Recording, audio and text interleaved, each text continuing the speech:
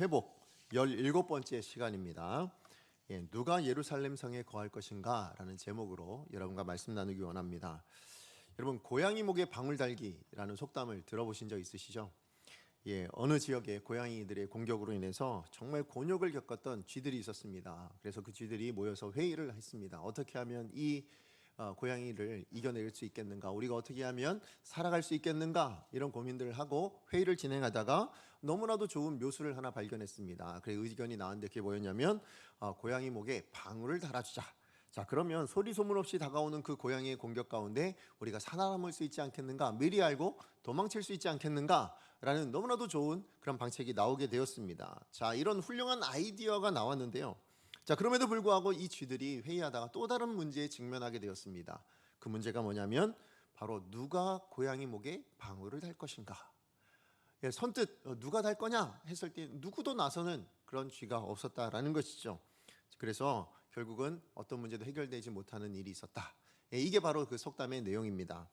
사실은 살다 보면요, 우리 인생 가운데도 고양이 목에 방울 달기와 같은 이런 어려운 일들이 종종 일어날 때가 있습니다. 반드시 필요한 일인 줄 알겠고 반드시 있어야 되는 것인 줄 알겠는데 내가 하려고 하니까 그게 안 되더라는 거예요. 내가 하려고 하니까 못하겠다라는 마음이 들 때가 있습니다. 특별히 내 것을, 어떤 것을 희생해야 된다거나 아니면 내가 좀 불편을 겪어야 된다거나 내가 어떤 어려움을 겪어야 되는 어떤 상황이 그게 정말 필요하지만 그럼에도 불구하고 그런 일들이 있다면 그러면 이 속담을 우리도 못하겠는데 이런 마음들이 드는 그런 때가 온다라는 것이죠. 사실 오늘 본문에 있는 이스라엘 백성들 안에 지금 오늘 11장에 나타난 이 사건의 진행이 바로 이 상황입니다. 고양이 목에 누가 방울을 달 것인가 라는 상황이 벌어지고 있습니다. 자, 이게 무슨 얘기냐면 지금 무너진 예루살렘 성을 이스라엘 백성들이 느헤미야와 함께, 그죠? 느헤미야가 이스라엘 백성들과 함께 52일 만에 완성하게 되었습니다. 자, 그런데 여러분, 이 예루살렘은 사실은 이스라엘이란 나라 안에서는 수도에 해당이 됩니다. 수도라고 이야기할 수 있어요. 수도가 뭡니까? 그 나라의 중심, 중추적인 역할을 하는 것이죠. 핵심적인 역할을 감당하는 게 바로 수도입니다. 자, 그러다 보니까 여러분, 전쟁이 나면 보통 어디를 공략하려고 합니까? 바로 그 나라의 수도를 공략하려고 하죠. 그래서 그 나라의 핵심을 마비시켜야 전쟁에서 승리했다 이렇게 말할 수 있는 것입니다. 자, 그런데 특별히 이스라엘 백성들에게 있어서 이 수도 예루살렘은 더 특별한 의미가 있었습니다. 무슨 얘기냐면 이 예루살렘은 이스라엘 나라의 수도이기도 했지만 또 한편으로는 하나님의 전인, 다시 얘기해서 이스라엘 백성들의 정체성이 바로 그 예루살렘 성 안에서 보여주고 있었고 바로 정체성이 그 안에서 드러나고 있었다라는 것입니다. 자, 그렇기 때문에 매 절기마다 이 온 지역에 흩어져 있던 이스라엘 백성들이 어떻게 해요? 예루살렘으로 모여듭니다. 그곳에 와서 하나님의 성전에서 제사를 드렸지요. 자, 그러다 보니까 이스라엘 백성들에게 있어서 이 예루살렘이란 존재는요, 절대적인 곳이라 얘기할 수 있어요. 너무나도 가치 있는 곳, 너무나도 의미 있는 곳이라 그렇게 말할 수 있습니다. 자, 그런데 그런 곳이 사실 이스라엘 백성들이 다 멸망당하고 포로로 끌려가는 바람에 무너지게 되었고 몇 년이요? 140년에 가까운 시간 동안 완성하지 못하고 있다가 드디어 이 느헤미야 시대에 느헤미야로 말미암아서 온 이스라엘 백성들이 함께 힘을 모아서 지금 이 성벽을 완성하게 된 것입니다. 자, 그러다 보니까 이스라엘 백성들 입장에서는 얼마나 감격스러운 일이에요. 얼마나 정말 140년이라는 그 기간 동안에 이 성이 없어서 능욕당하고 곤욕당했던 그 세월들을 생각하면서 얼마나 감사했겠습니까? 얼마나 좋았겠어요. 자, 그런데 오늘 본문에 보니까 이 이스라엘 백성들 안에 한 가지 문제가 생겨나게 된 겁니다. 자, 그 문제가 뭐냐면 바로 이 예루살렘 성에 누가 살겠는가라는 문제가 생긴 겁니다. 사실은 오늘날 우리로 얘기하면 누가 서울에서 살래? 이것과 같은 상황이에요. 자, 그러나 그 배경적인 모습을 한번 살펴본다면 전혀 다른 사건이라고 얘기할 수도 있습니다. 무슨 얘기냐면 지금 예루살렘 성은 140년 만에 완성되었어요. 그것도 52일 만에 완성되었습니다. 크기는 6km가 넘는 커다란 성벽이 완성이 되어졌습니다. 자, 그런데 문제는 뭐냐면 이렇게 완성되어진 이 예루살렘 성벽은 지금 언제라도 이방 민족들에게, 특별히 그 주변에 있었던 수많은 대적들에게 공격의 표적이 되었다라는 것입니다. 여러분 사실은 그럴 것이 우리 성벽을 완성할 때도 어땠습니까? 그 주변 지역에 있었던 대적들이죠. 산발락과 도비아, 게셈 뭐 이런 사람들이 다 어떻게 했습니까? 그토록 공격하고 그토록 회방하고 무너뜨리려고 했던 이유가 어디 있습니까? 성벽이 없어야 마음 놓고 공격할 수 있잖아요. 마음 놓고 침략할 수 있는 거예요. 마음 놓고 약탈할 수 있는 겁니다. 그동안 이 이스라엘 백성들이 만들었던 농사지었던 이것들을 약탈하며 그래서 많은 것들을 누릴 수 있었던 이방 대적들의 입장에서는 이 예루살렘 성벽은 없어져야 될 거예요. 반드시 없어지고 다시 무너뜨려야 될 그런 공격의 첫 번째 표적이라고 말할 수 있는 것입니다. 그러니까 이 대적들의 입장에서는 그동안에 우리가 누릴 수 있었던 것을 다시 회복하기 위해서라도 반드시 무너뜨려야 되는 것이라고 말할 수 있는 거예요. 예루살렘 이스라엘 백성들 입장에서는 반드시 있어야 될 성벽이지만 대적들의 입장에서는 반드시 무너뜨려야 될 공격의 첫 번째 표적이다, 이렇게 말할 수 있는 것입니다. 자, 그런데 이 예루살렘 성벽이 드디어 완성이 되었어요. 6km가 넘는 커다란 성벽이 완성이 된 것입니다. 자, 그런데 문제가 있었습니다. 뭐냐면 이 큰 성벽을 지켜내는 데 있어서 사람이 없었다라는 거예요. 너무나도 부족했다는 것입니다. 자, 그래서 느헤미야 7장 4절 말씀에 이런 말씀이 있어요. 우리 같이 한번 읽어보겠습니다. 7장 느헤미야 7장 4절입니다. 시작. 그 성은 강대하고 그 주민은 주민 적으며 가구 미처 건축하지 못하였습니다. 아멘. 성읍이 어떻게 했다고요? 광대했다라고 이야기하고 있어요. 어마어마하게 큰 성을 지었단 말이죠. 정말 기적과 같이 만들었습니다. 그런데 문제는 뭐예요? 그 성을 지킬 만한 사람이 그 성 안에 없었다라는 게 문제예요. 거주할 주민이 너무 턱없이 부족했습니다. 게다가 이 사람들이 살 수 있는 가옥도 없었다고 이야기합니다. 무슨 얘기냐면 성벽을 짓는데 급하다 보니까 실제로 살아야 될 사람들이 살아야 될 기반 시설을 만들 수가 없었어요. 자, 기반 시설이 없다는 얘기는 다르게 얘기하면 뭐예요? 이 예루살렘 성 안에서는 돈 벌 수가 없다는 거예요. 사람도 없는데 기반 시설도 없어요. 사람이 잘 곳도 주거 시설도 없는데 무슨 상권이 형성되겠습니까?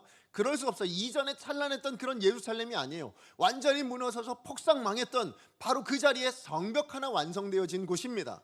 자, 그러다 보니까 누구도 살만한 곳이 아니라고 말할 수 있습니다. 뿐만 아니라 여러분, 더 어려운 문제는 어디 있었냐면, 자, 이스라엘 백성들이 이 예루살렘 성이 무너지고 이 이스라엘이 멸망당한 다음에 어떻게 했어요? 모두가 다 포로로 끌려갔잖아요. 자, 포로로 끌려갔었는데 이 사람들이 돌아왔어요. 1차, 2차 포로 귀환을 통해서 다 돌아왔습니다. 돌아왔을 때 어떻게 했을까요? 이 사람들이 무너진 예루살렘 성 안에 살지 못했죠. 오히려 어디를 했습니까? 주변에 많은 지역으로 흩어져서 거기서 정착해서 살았습니다. 왜냐하면 이 이스라엘 백성들이요, 사실은 가나안 땅에 들어오고 나서 이전에는 유목을 했었잖아요. 자, 그런데 가나안 땅에 들어오고 나서부터는 뭘 했냐면 농경 사회를 이뤘어요. 농사를 지으면서 살았어요. 자, 그러다 보니까 여러분, 농사는 어디서 지어요? 도시에서 짓습니까? 시골에서 짓습니까? 도시에는 농사 지을 땅이 없잖아요. 자, 그러니까 주변 지역으로 흩어져서 도시 외곽으로 나가서 흩어져 살았어요. 자, 그러다 보니까 이 포로 귀환했던 사람들도 뭡니까? 돌아와서 먹고 살아야 되잖아요. 자, 그러니까 농사를 지을 수 있는 곳으로 흩어져 살게 되었다라는 것입니다. 자, 그래서 7장 73절이에요. 우리 같이 한번 하반절 같이 한번 읽어봅니다. 시작. 온 이스라엘 자손이 다 자기들의 성읍에 거주하였느니라. 아멘. 이스라엘 백성들이요, 예루살렘 성읍에 모여 살았다라고 말하지 않아요. 다 어떻게 했다고요? 자기들 성읍이 있었다라는 거예요. 무슨 얘기냐면 자기들이 농사지을 그곳에 터전을 잡았다라는 거죠. 그래서 거기서 모여 살고 있었던 사람들이 다 이스라엘 백성들, 돌아온 포로들이었다라는 것입니다. 자, 그러니까 여러분, 누가 예루살렘 성으로 들어와 살겠는가? 라는 이 부분은 사실 어떤 문제와 결부되어지냐면 내가 지금 이전에 살고 있던 자리에서 떠나와야 된다라는 거예요. 그죠? 이미 돌아와서 정착했던 바로 그곳에서 떠나서 지금 예루살렘 성으로 돌아와야 된다. 다시 얘기하면 이전에 돌아와서 정착해 놓았던 모든 것들, 거기서 누릴 수 있었던 안락함들, 아니면 거기서 내가 누렸던 어떤 농사 지었던 모든 것들, 이 모든 것을 다 포기하고 예루살렘 성으로 들어와야 된다라는 것입니다. 게다가 그 예루살렘 성은 대적들에게 있어서 뭐예요? 가장 첫 번째 공격 목표였다는 거예요. 다시 얘기하면 정말 불안한 것입니다. 언제 공격받을지 모르는 그런 불안함이 있는 곳, 게다가 아무런 가옥도 없어요. 아무런 상권도 없어요. 불편한 곳입니다. 게다가 내 모든 것을 내려놓아야 하는, 희생해야 되는 바로 그곳으로 들어가야 되는 일이 생겨나게 됐다라는 거죠. 자, 그러니까 누가 이 불편하고 누가 이 불안하고 모든 것을 다 포기해야 되는 이 일을 감당하면서까지 예루살렘 성으로 들어오겠는가? 그것으로 들어오겠는가? 이 문제가 생겨났다라는 것입니다. 자, 그러니까 예루살렘 성을 완성하는 거는 그저 52일 동안 헌신하면 되는 일이에요. 잠깐 내 집을 내려놓고 내 집을 그냥 거기다 두고 뭐 하는 거예요? 예루살렘으로 와서 성벽을 완성하면 되는 일입니다. 잠깐이에요. 그것이 뭐 1년이 됐든 2년이 됐든 그래도 그 정도만 해결하면 되는 일이지만, 그러나 예루살렘 성으로 들어와 산다는 건 뭐예요? 평생을 걸어야 되는 일이죠. 그죠? 내 평생을, 내 모든 것을 다 걸고 움직여야 되는 너무나도 다른 문제, 너무나도 중요한 문제가 되었다라는 것입니다. 여러분, 지금까지 우리가 말씀을 통해서 느헤미야서를 통해서 살펴보았지만 느헤미야의 삶의 목적은 어디 있습니까? 하나님께서 왜 느헤미야를 부르셨습니까? 예루살렘 성벽에 무너진 것을 다시 재건하자, 여기에 목적이 아니에요. 진짜 목적은 뭐예요? 그 무너진 예루살렘 성벽을 재건함으로써 뭘 하자고요? 무너진 이스라엘의 이 하나님의 공동체, 이스라엘 백성들의 공동체를 다시 회복하는 것, 진정한 의미에서 하나님의 백성으로 회복되어지는 것, 이것을 소망하고 이것을 기대하고 있는 것이 하나님의 마음이에요. 그래서 느헤미야가 와서 해야 될 일은 뭡니까? 그저 성벽 완성하는 것이 아니라 이 공동체가 진짜 하나님의 공동체 되도록, 진짜 하나님의 백성 되도록 그렇게 회복시키는 것이 느헤미야에게 주어진 소명이었다라는 것입니다. 자, 그렇기 때문에 하나님의 은혜로 뭐예요? 말씀을 깨달았어요. 눈물로 회개했습니다. 삶으로 순종하기로 결단했습니다. 그랬던 이스라엘 백성들이 지금 이 문제를 이제 맞닥뜨려진 이 당면한 문제를 이제 해결해 나가야 되는 겁니다. 자, 그래서 그 문제를 어떻게 해결하고 있는가? 그게 바로 오늘 본문의 11장의 내용이에요. 자, 그러므로 저는 이 일이 어떻게 진행되어지고 어떻게 해결되어졌는가라는 것을 보면서 사실 오늘 우리 시대에도 마찬가지 아닙니까? 우리 시대에도 하나님의 백성으로서 우리는 이 땅에 살아가야 될 줄로 믿습니다. 우리가 이 땅을 살 때요, 그냥 내게 주어진 삶의 문제들을 해결하는 것이 중요하지 않아요. 물론 중요합니다. 그러나 그것보다 더 하나님이 기대하시는 바는 뭘까요? 이 땅에 우리가 하나님의 백성으로 온전케 회복되어졌으면 좋겠다. 하나님의 자녀로 온전한 공동체를 이루며 그렇게 살아가기를 소망한다. 이게 하나님의 마음인 줄로 믿습니다. 자, 그렇기 때문에 오늘 이스라엘 백성들의 이 모습은 오늘 우리 시대에 정말 우리가 속한 가정이, 우리가 속한 이 교회가 진정한 하나님의 공동체로 회복되기 위해서 우리가 반드시 붙들어야 될 삶의 원칙, 우리가 반드시 실천해야 될 그 원칙들을 보여주고 있는 줄로 믿습니다. 자, 이스라엘 백성들은 어떻게 이 문제를 해결했을까? 어떤 원칙을 가지고 해결했는가? 어떤 삶의 모습들을 보여주고 있는가? 저는 두 가지로 여러분과 나누길 원합니다. 이 두 가지를 통해서 오늘 이 시대를 살아가는 우리 가정 가운데, 우리 강성교회 공동체 안에 바로 이 모습이 드러날 수 있기를 소망합니다. 왜요? 이게 하나님의 뜻이니까. 이 말씀을 통해서 우리로 살아내길 원하시는 하나님 아버지의 마음이기 때문인 줄로 믿습니다. 자, 그렇다면 첫 번째, 지금 이스라엘 백성들이 이 문제를 어떻게 해결하고 있는가? 자, 첫 번째는요, 어떻게 해결했냐면 바로 이렇게 해결합니다. 다시 얘기하면 온전한 하나님의 공동체를 어떻게 이루어가는가? 나의 내려놓음에서 지금 시작되어 있다는 것을 보셔야 합니다. 자, 우리 1절에서 2절 다시 한번 읽어보도록 하겠습니다. 시작.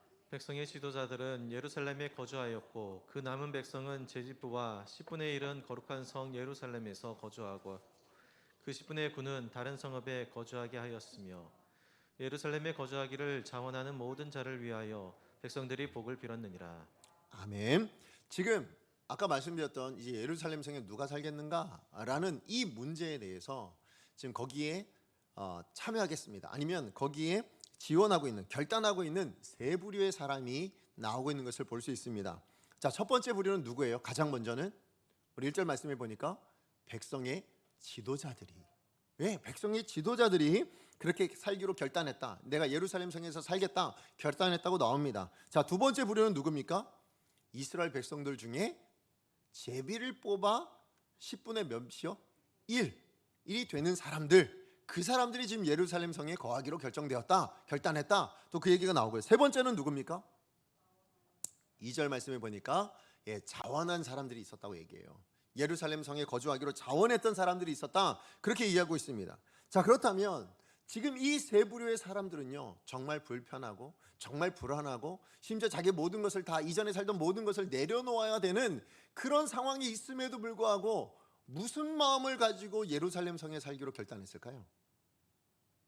어떤 생각을 가지고, 무슨 뜻을 가지고 지금 이 사람들은 이 예루살렘 성에 살기로 결정했느냐라는 것이죠. 사실 그 이유는 오늘 본문에 나오지는 않습니다. 그죠? 어딜 보셔도 이런 이유 때문에 그들이 이렇게 결정했습니다, 이런 내용은 나오지 않아요. 그런데 우리가 한번 유추는 해볼 수 있을 것 같아요. 자, 무슨 얘기냐? 지금 첫 번째 부류의 사람이 누구였다고요? 이스라엘의 지도자들, 이스라엘 백성들의 지도자들입니다. 자, 그러면 지도자들은 무슨 마음을 했을까요? 아마 제가 볼 때는 솔선수범하고자 하는 마음이었을 거예요. 그죠? 우리가 먼저 본을 보여야 트로한 누군가 살지 않겠는가. 자, 그러니까 우리부터 솔선수범해서 이 불편하고 이 불안한 이 예루살렘 성으로 우리가 들어가자라고 이스라엘 백성들의 지도자들이 결단했던 것 같습니다. 자, 그러니까 여러분, 사실은 지도자가 지도자 될 수 있는 이유는 어디 있습니까? 누군가에게 지도자라고 인정받을 수 있는 이유는 어디 있을까요? 그 사람이 지도자 될 만하니까 인정받는 거 아닙니까? 그죠? 예, 맞아요. 그러니까 이런 솔선수범하는 마음들, 내가 지도자니까 먼저 섬기겠다는 마음들, 아마 이런 마음들을 이미 보여주고 있었기 때문에 그래서 지도자라고 인정받지 않았을까? 그렇다면 이 지도자들은 바로 그 마음을 가지고 솔선수범하는 마음으로, 내가 백성들에게 본을 보이겠다는 마음으로 아마 이 결단을 내렸던 것 같아요. 자, 그렇다면 두 번째 부류 사람들은 어떤 뜻에서 했을까요? 10분의 1로 뽑힌 사람들. 이 사람들은, 맞아요. 이 사람들은요, 자원하는 마음은 아니었어요. 그죠? 원치 않았어요. 아, 나는 정말 가고 싶지 않은데 굳이 내가 가야 되나? 아마 이런 마음들이 있었을 거예요. 아유, 저 고양이 목에 내가 굳이 내가 뭐하러, 내가 이것들을 다 포기하면서 저 불안한 곳에, 저 불편한 곳에 굳이 갈 마음이 있겠는가 했지만 뭐예요? 제비를 뽑았다는 얘기는 뭐예요? 당시 이스라엘 백성들에게 제비 뽑는 건 뭐였습니까? 하나님의 뜻을 묻는 방법이었어요. 자, 그러니까 이 이스라엘 백성들에게 지금 뭐가 생겼냐면, 자, 예루살렘 성에 누가 살 것인가? 누가 살라 했더니 아무도, 아니요, 막 다들 눈치 보고 있을 이때, 그래서 뭐 한 거예요? 그러면 제비를 뽑아서 하나님의 뜻에 따라 우리가 결정합시다 해가지고 뭐 한 거예요? 제비를 뽑았어요. 자, 제비를 뽑았더니 그 10분의 1이 결정이 됐습니다. 자, 그러니까 이 10분의 1의 사람들은 뭐예요? 마음은 내키지 않았지만 뭡니까? 하나님의 뜻이니까 따르겠다예요. 하나님의 뜻에 따라 순종했다. 하나님의 뜻을, 내 뜻이랑은 다르지만 이게 하나님의 뜻이니까 어쩔 수 없다 해서 예루살렘에 머물게 된 사람들이 있었다라는 거죠. 그리고 나서 이후에 그 사람들이 들어오고 나니까 어떤 일이 생긴 겁니까? 아, 그래? 이렇게 사람들이 들어가네? 그렇다면 우리도 가자. 자, 그렇다면 우리도 갑시다. 그래, 우리 가족들 같이 가자. 우리 저기 들어가 살자. 이렇게 자원하는 사람들이 나왔다라는 거예요. 자, 그랬을 때 이 자원하는 사람들을 보고 사실 모든 이스라엘 백성들이 어떤 마음이었냐면, 와, 대단하다라는 마음이 생긴 것 같아요. 와, 저 사람들 어떻게 저렇게 결단할 수 있지? 어떻게 자기 모든 것들을 버리고 저 불안하고 저 불편한 곳에 들어가겠다고 자원할 수 있는가? 이 마음 때문에 모든 이스라엘 백성들이 그 사람들 향하여 뭐라고 얘기하고 있습니까? 복을 빌었다고 얘기하고 있어요. 그죠? 얼마나 큰 도전이 됐는가 하면, 하나님, 저들에겐 복을 주셔야 합니다. 저렇게 자원한 저 사람들에게 하나님이 은혜 내려주셔야 됩니다. 누가요? 모든 이스라엘 백성들이 그랬다라는 거예요. 그렇게 세 부류의 사람들이 그렇게 들어오게 되었다라고 말하고 있는 거죠. 자, 그렇다면 저마다 다른 이유죠. 이 세 부류의 사람들은요, 내가 지도자니까 솔선수범하는 마음으로, 아니면 어쩔 수 없지만 그래도 그게 하나님의 뜻이니까, 또 어떤 사람은 아니야, 그래도 우리가 스스로 정말 즐겁게 우리가 자원하는 마음으로 가자 해서 들어온 사람들이 있습니다. 자, 이렇게 각각의 다른 이유로 들어왔지만, 그러나 이 세 부류의 사람들에게도 공통점은 있었어요. 그게 뭘까요? 그게 바로 내려놓음이에요. 그죠? 무슨 얘기입니까? 자기의 삶에, 이전에 살고 있었던 삶의 터전들을 내려놨다라는 거예요. 불안한 그것을, 자기가 거주하는 땅에 있으면 그냥 편안하게 안락하게 살아갈 수 있잖아요. 그걸 다 내려놨다는 겁니다. 다시 얘기하면 사명감 때문이든 아니면 하나님의 뜻이기 때문에 어쩔 수 없기 때문이든 아니면 정말 자원해서 즐거이 했든 중요한 것은 뭐냐면 하나님을 위해서 또 하나님의 선택하신 이 공동체를 위해서 하나님의 이 백성들을 위해서라면 내 것을 내려놓겠습니다. 내 편안함을 내가 그동안 일구어 놓았던 것을 내 시간을 다 내려놓겠습니다. 다른 말로 얘기하면 뭐예요? 대가 지불을 했다라는 거예요. 이 사람들의 대가 지불이 있었기 때문에 지금 누가 이 예루살렘에 살 것인가라는 이 문제가 해결되어지고 있더라. 이것을 지금 보여주고 있습니다. 예, 맞아요.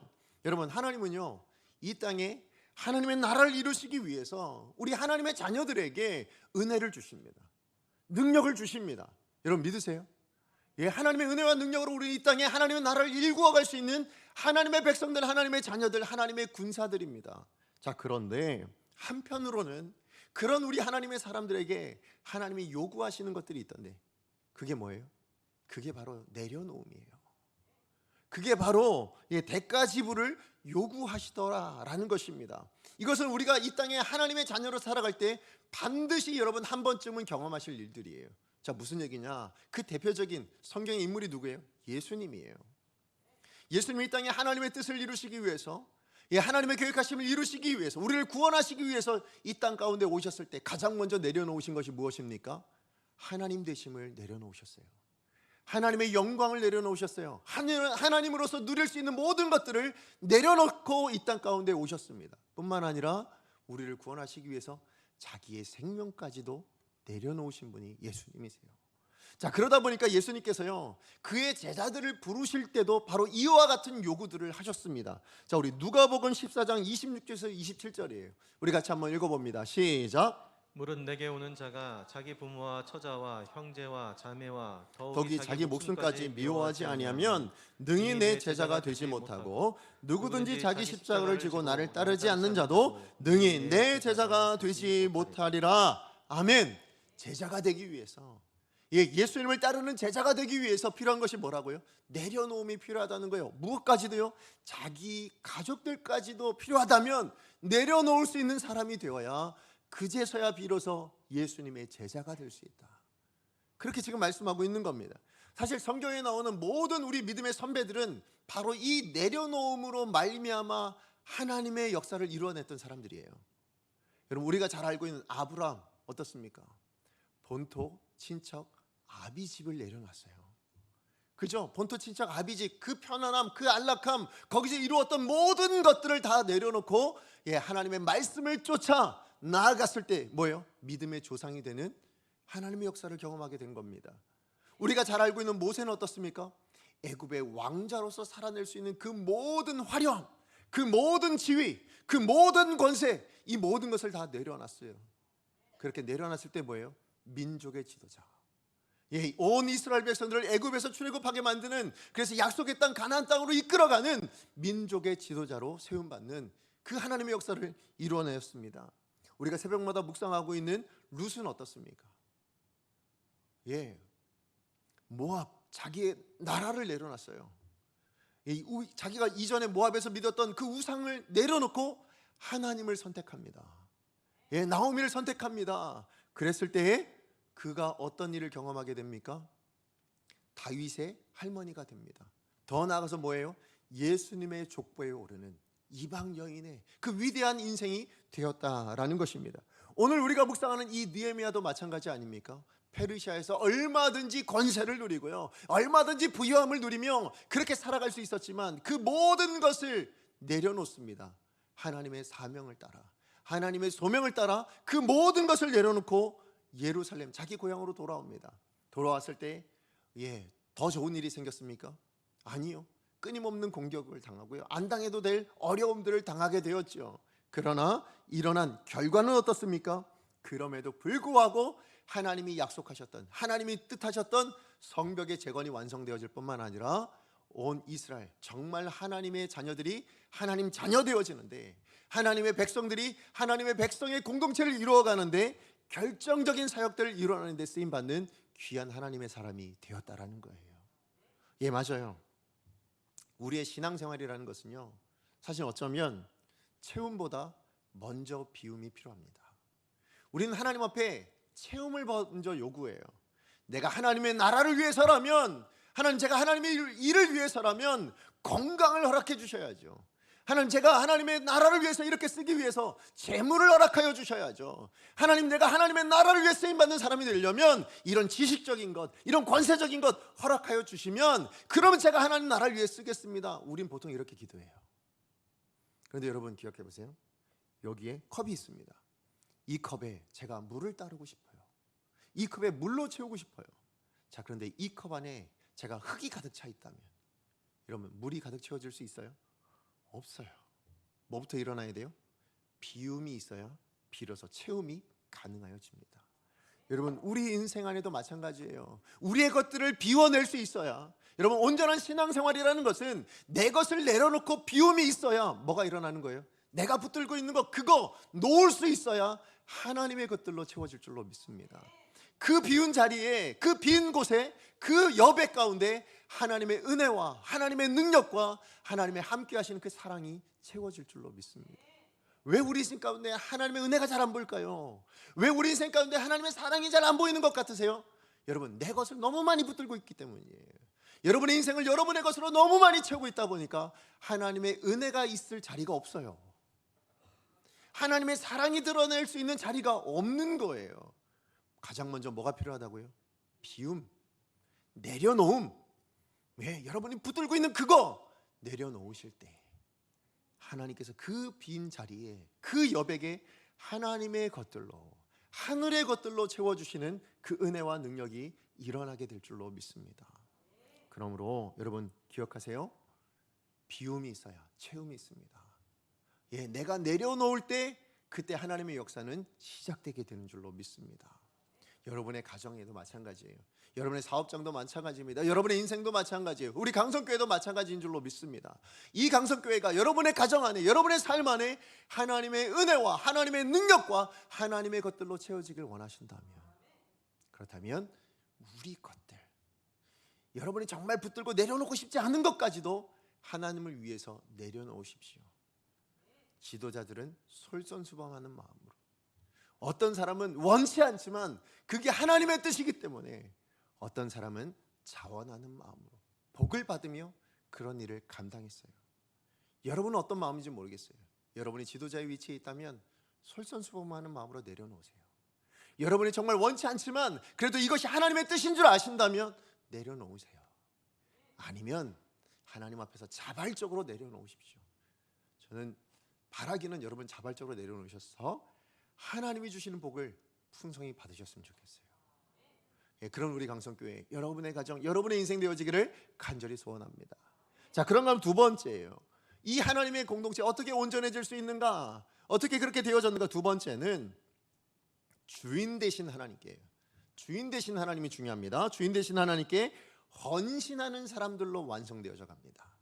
자, 우리 1절 말씀 다시 한번 읽어보겠습니다. 1절입니다. 시작. 백성의 지도자들은 예루살렘에 거주하였고 그 남은 백성은 제비 뽑아 10분의 1은 거룩한 성 예루살렘에서 거주하게 하고 그 10분의 9는 다른 성읍에 거주하게 하였으며. 아멘. 여기 보면 지금 느헤미야가요, 이 예루살렘 성에 거주할 사람들을 뽑고 있죠. 자, 그런데 어쨌든 백성의 지도자들도 있었고 또 나중에 자원하는 사람들도 있었지만 사실 사람을 찾을 수 없어서 결정한 방법이 뭡니까? 제비를 뽑아서 10분의 1을 사람들을 예루살렘 성에 거하게 하자, 이렇게 결정을 했어요. 자, 그렇다면 왜 10분의 9도 아니고 10분의 1을 했을까요? 여러분 한번 생각해 보세요. 사실 아까 우리가 7장 4절 말씀을 읽었지만 그 땅에 거주하는 주민이 너무 적어서 성은 광활한데 백성들이 거할 성읍이 그러니까 주민들이 너무 작았다고 얘기하고 있어요. 그리고 사실은 이 예루살렘 성은 언제라도 이방 민족들이 공격할 첫 번째 표적이라고 말씀드렸어요. 자, 그렇다면 이 성을 든든하게 지키려면 많으면 많을수록 좋은 거 아닙니까? 그죠? 많은 사람들이 모여서, 예, 그래서 지켜낼 수 있도록 하면 이방 민족들이, 아니 대적들이 봐도 야, 저기에는 너무 많은 사람들이 지키고 있다, 우리가 쉽게 공격할 수 없어, 아마 이런 마음들이 생기지 않겠습니까? 또 많은 사람이 있다 보면 서로 필요한 것들을 서로 도와주며 그렇게 잘 지낼 수도 있을 것 같은데 왜 굳이 10분의 1이었을까요? 왜 굳이 10분의 1만 그 사람들만 예루살렘 성에 거주하도록 그렇게 결단했는가? 그것은 바로 이스라엘 백성들에게 있어서 이 10분의 1은 특별한 의미가 있기 때문이라는 거예요. 이 10분의 1, 우리가 잘 아는 내용으로 용어로 고치자면 뭐예요? 11조죠.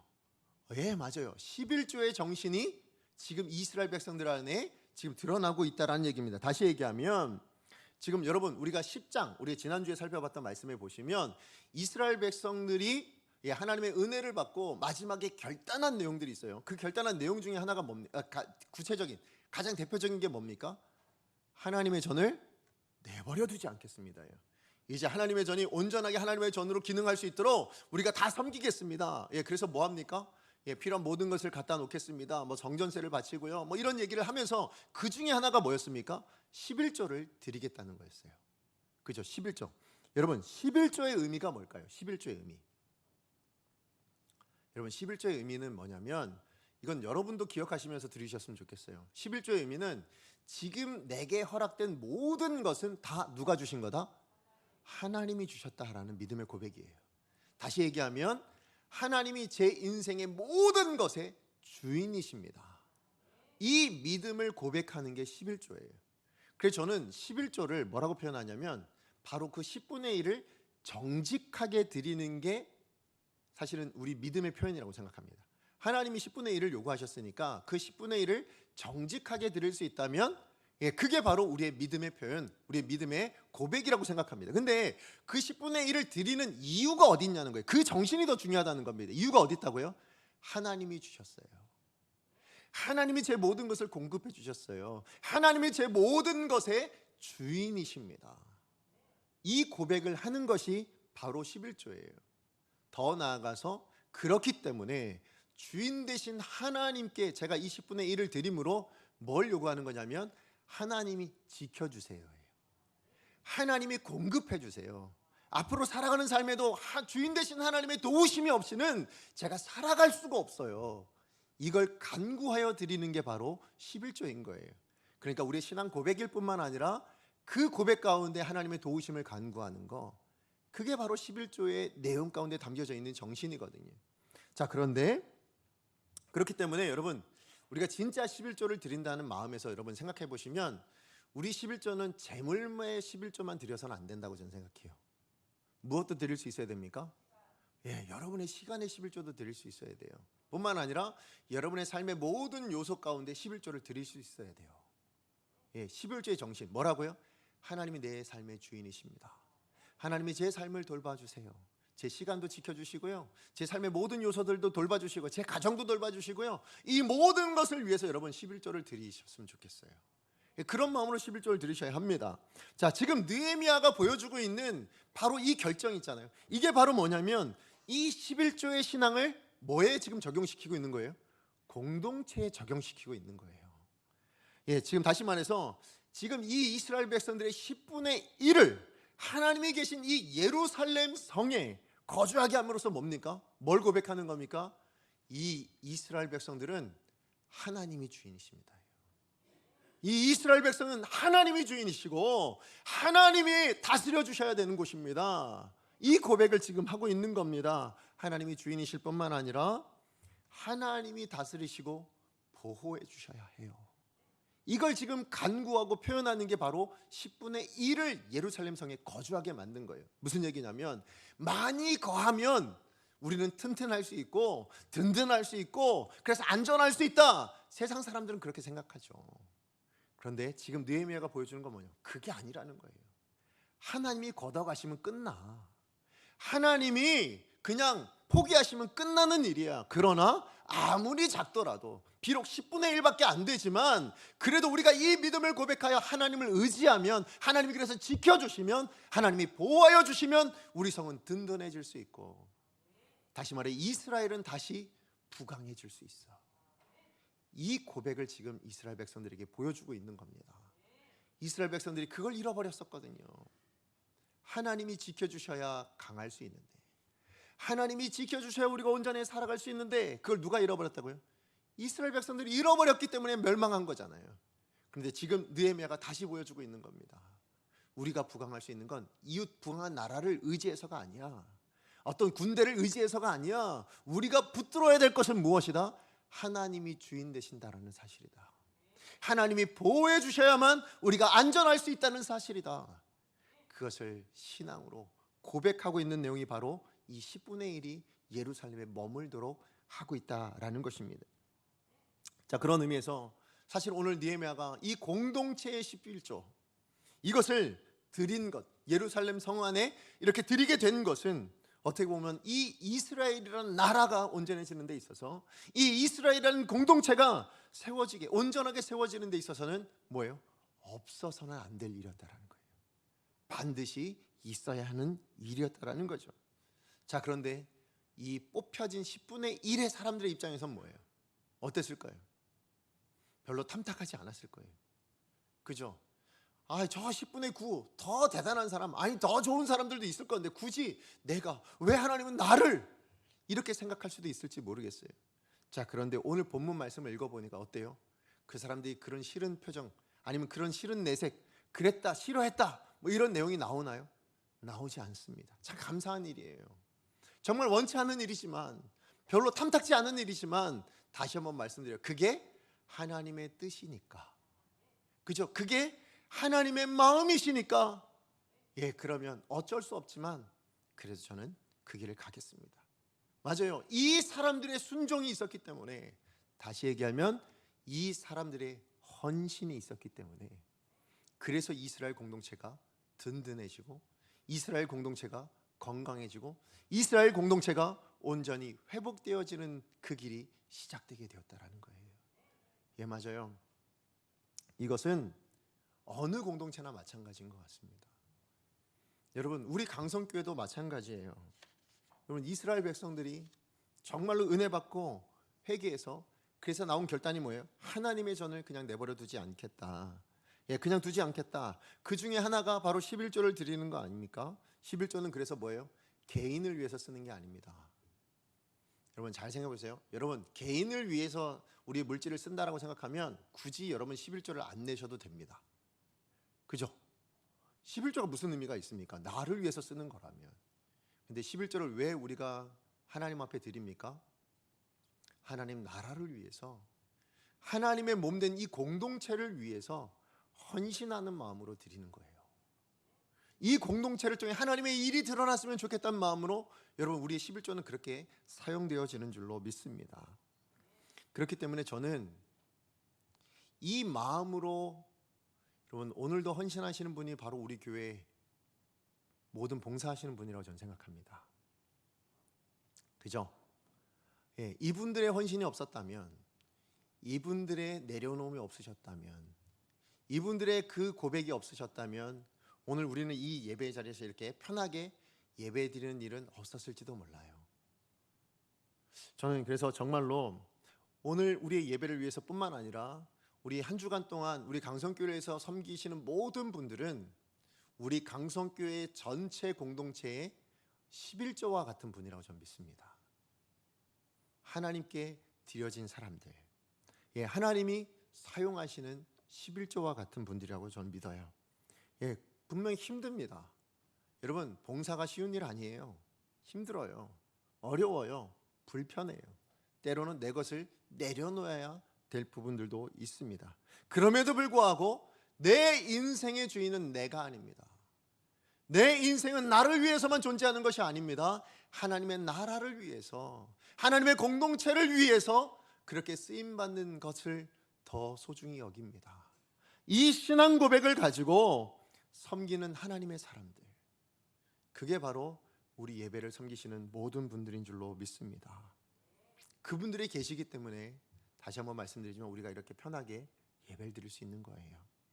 그래서 저는 정말 오늘 우리 예배를 위해서 수고하시는 우리 여기 있는 우리 찬양팀부터 시작해서 우리 또 반주 하시는 분, 또 우리 저 위에 방송하시는 분, 또 일부 예배부터 지금 나와서 수고하시는 우리 예배팀, 안내팀, 그리고 우리 재정위원들, 아니면 찬양 안내팀, 그리고 또 주중에 나오셔서 청소하시고 또 정리해 주시고 또 주보를 준비해 주시고 하시는 모든 분들, 또 꽃꽂이로 섬겨 주시는 분들, 그리고 우리 코로나19 아직 시작하지 않았지만 우리 성가대, 또 우리 식당 봉사하시는 모든 분들, 또 공동체를 위해서 섬기시는 우리 구역장님들, 우리 간사님들, 우리 교구장님들, 또 우리 교사 선생님들, 그죠? 그리고 우리 교육자들까지.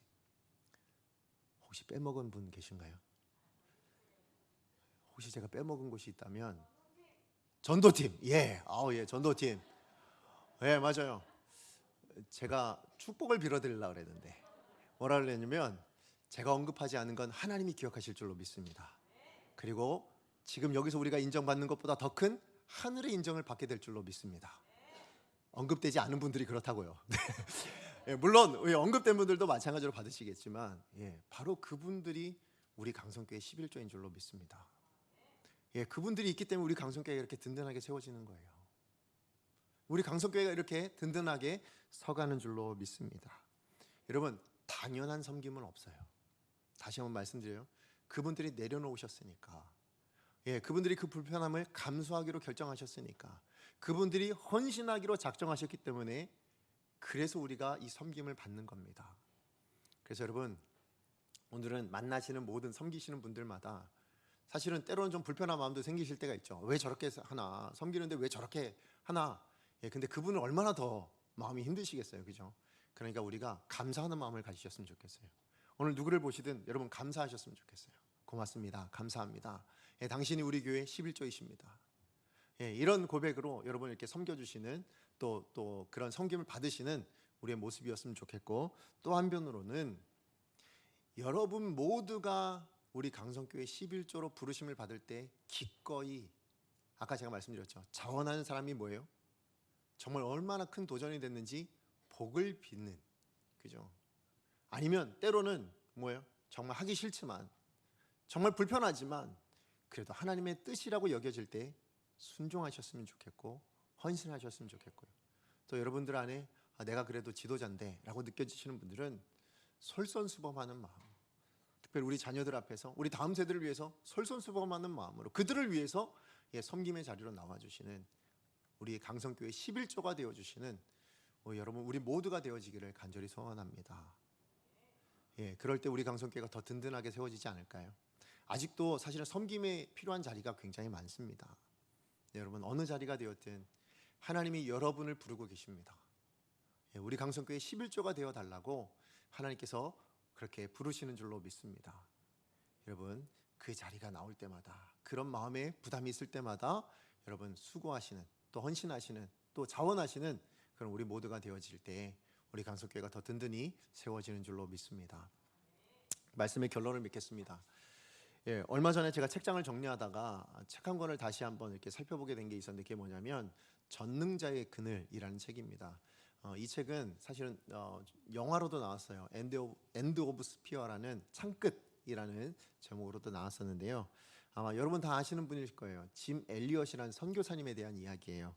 이분은 1950년에 그 미국의 휘튼 대학교에서 우등생으로 졸업했던 사람이었습니다. 자, 그런데 그 젊은이가 내 인생에 하나님이 가장 기뻐하시는 일이 뭘까라는 것을 고민하다가, 예, 영혼 구원이 하나님 정말 기뻐하시는 일이다라고 생각을 하고는, 예, 그래서 선교사가 되기로 결단을 합니다. 예, 그리고는 6년의 시간을 준비하여서, 예, 드디어 에콰도르라는 나라에 선교 기지를 만들어요. 자, 그런데 그 에콰도르라는 나라 안에 사실은 아우카족이라는 부족이 있었는데 그 족은 굉장히 폭력적이고 잔인한 그런 족속이었어요. 그래서 많은 사람들을 죽였거든요. 그러다 보니까 심지어 어땠냐면, 이 에콰도르 정부에서요, 군대를 투입해가지고 이 아우카족을 그냥 멸살시켜버리자, 이렇게 결정을 내릴 정도로 굉장히 폭력적이고 잔인한 그런 부족이었습니다. 자, 그랬을 때 그 소식을 듣게 된 이 짐 엘리엇과 또 함께했던 3명의 선교사들이 있었어요. 이 사람들이 더 이상 미뤄서는 안 되겠다. 자칫 잘못하다가는 군대에 의해서 이 아우카족이 없어질 수도 있겠다. 그러면 저들은 그냥 지옥 갈 텐데, 바로 이 마음을 가지고 그들이 어떻게 하냐면 아우카족을 향해서 찾아갑니다. 예, 찾아갔는데 뭐예요? 복음을 꺼내기도 전에 창에 찔려 죽임을 당해요. 자, 그리고 그 이후에 그렇게 해서 끝나냐? 그러지 않습니다. 그 이후에 어떻게 돼요? 이 선교사의 아내들과 자녀가, 예, 한 6개월인가 1년을 준비해 가지고는요, 다시 아우카족을 향해서 찾아갑니다. 그런데 이 아우카족에게 하나의 룰이 있었는데 그게 뭐였냐면 여자와 아이들은 죽이지 않는다. 이런 룰이 있었대요. 그래가지고 그들이 거기에 들어가가지고 복음을 전하고 그래서 그들을 섬김으로 인해서 그 모든 부족이 예수 그리스도를 믿고 복음화되었다. 그 내용이 바로 젖는 자의 그늘에 나온 책의 내용이에요. 자, 그런데 그때 이 짐 엘리엇이라는 선교사님이 그 휘튼 대학에 다닐 때에 그가 있었던 그 기숙사에 일기장에 남아 있었는데 그 일기장에 나온 한 문장, 제가 그걸 여러분께 소개시켜 드리려고 제가 이 말씀을 드렸는데요. 그 내용이 뭐냐면 영원한 것을 얻기 위하여 영원하지 않은 것을 버리는 사람은 결코 바보가 아니다. 다시 한번 말씀드릴게요. 영원한 것을 얻기 위하여 영원하지 않는 것을 버리는 사람은 결코 바보가 아니다.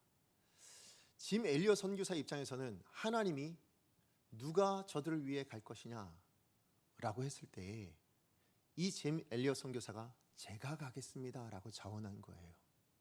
근데 이 자원함에 어떤 일이 있었냐면 그 영원한 하나님의 나라, 하나님의 일을 위해서 영원하지 않은 것, 심지어 뭐까지요?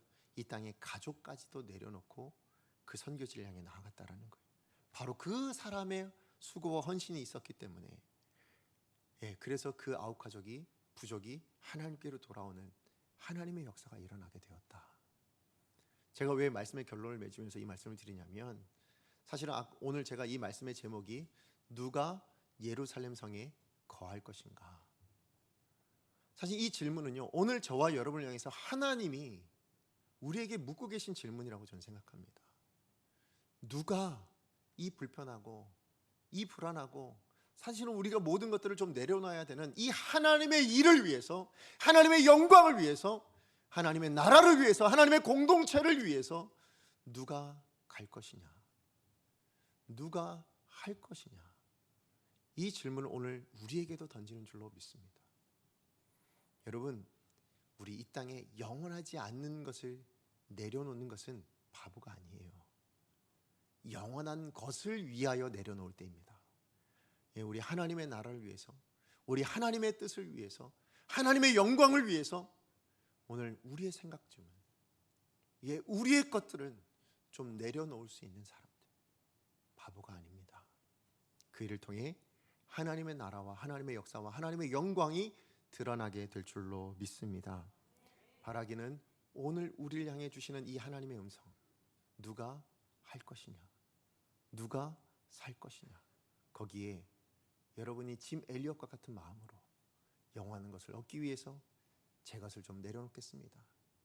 그 마음으로 제가 하겠습니다. 제가 그 자리에 있겠습니다.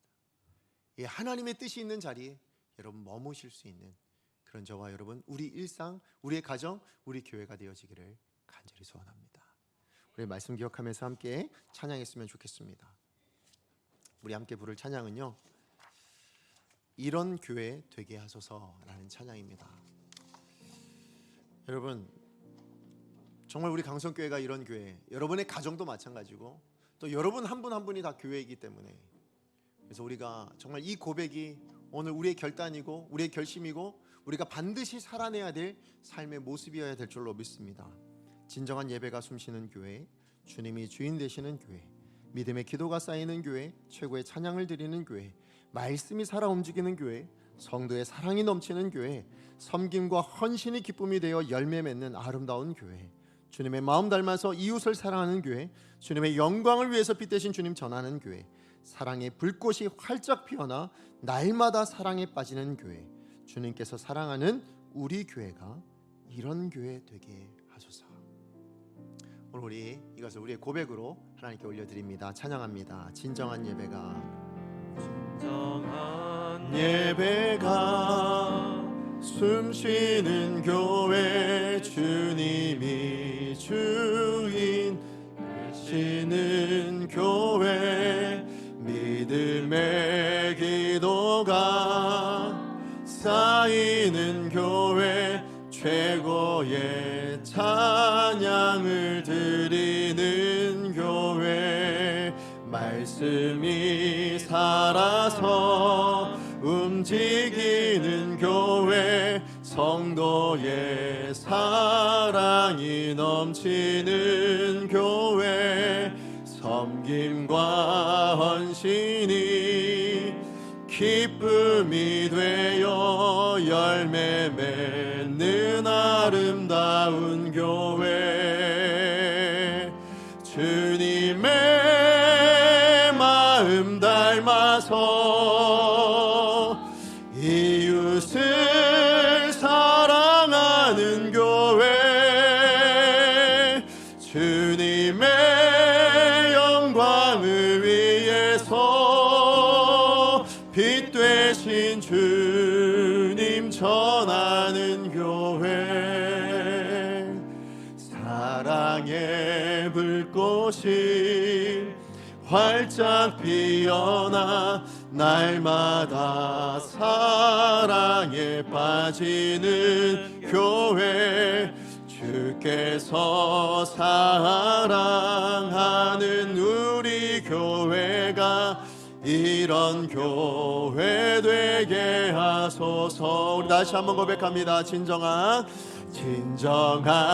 예배가 숨쉬는 교회, 아멘. 주님이 주인 되시는 교회, 믿음의 기도가 쌓이는 교회, 최고의 찬양을 드리는 교회, 말씀이 살아 움직이는 교회, 성도의 사랑이 넘치는 교회, 섬김과 헌신이 기쁨이 되어 열매 맺는 아름다운 교회, 주님의 마음 닮아서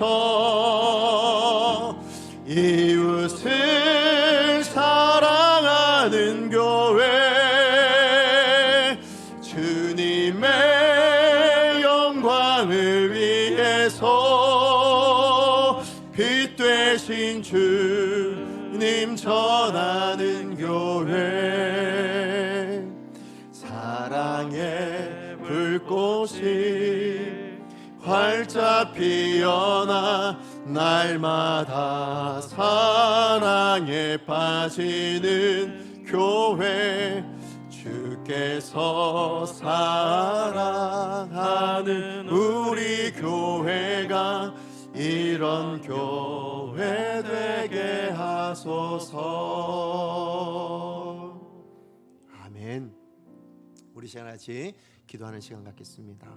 우리 말씀 기억하면서 하나님이 우리 강성교회를, 여러분의 가정을, 또 여러분의 인생 가운데 기대하시는 바는 그저 어떤 문제 하나 해결되어지는 것이 아니라 하나님의 공동체로, 하나님의 나라, 하나님의 백성으로 온전케 되어지는 것을 원하시는 줄로 믿습니다. 그러므로 그 온전한 공동체는 내가 내려놓을 때에 시작되어집니다. 나를 비울 때, 그때 하나님의 것으로 채워지는 공동체가 되어질 줄로 믿습니다. 뿐만 아니라 내가 하나님 나라의 11조로서 내 것을 하나님이 주인이시라는 것을 정직하게 고백하며 헌신할 때에, 그때 하나님의 역사가 일어나는 공동체, 하나님의 나라가 완성되어지는 공동체가 되어질 줄로 믿습니다. 바로 나를 향하여 그 부르심을 묻고 계시는 줄로 믿습니다. 누가 갈 것이냐? 누가 설 것이냐? 누가 할 것이냐? 하나님, 제가 그런 사람 되어지기를 원합니다. 하나님, 저로 말미암아 우리 강성교회가, 우리 가정이, 내가 선 어느 자리가 되었든 하나님의 은혜가, 하나님의 온전케 하시는 그 공동체가 이루어지는 복된 일이 일어나게 하여 주시옵소서. 주여 은혜를 주옵소서. 우리 한번 하나님 앞에 기도합니다. 주여 은혜를 주옵소서.